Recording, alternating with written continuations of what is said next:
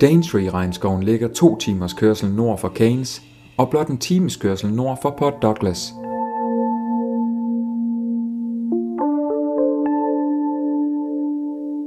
We're standing right in the middle of probably one of the most magnificent rainforests in the world. Considered to be the oldest actually, the oldest living rainforest.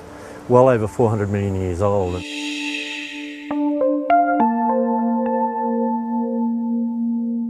Daintree-regnskoven byder på flere afmærkede stier, og det er muligt at udforske dele af skoven på egen hånd.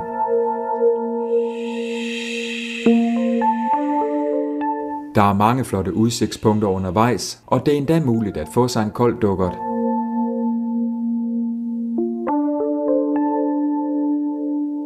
How superb is this? Beautiful air. I mean, the air they believe is 99.8% pure. So you don't get much better than that. So you get an overdose of oxygen up here.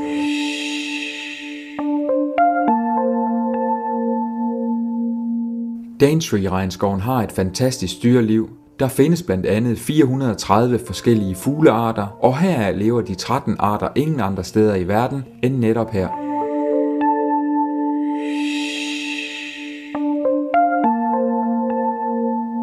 Daintree-regnskoven dækker et område på 1200 kvadratkilometer og dækker den til Australiens største regnskov.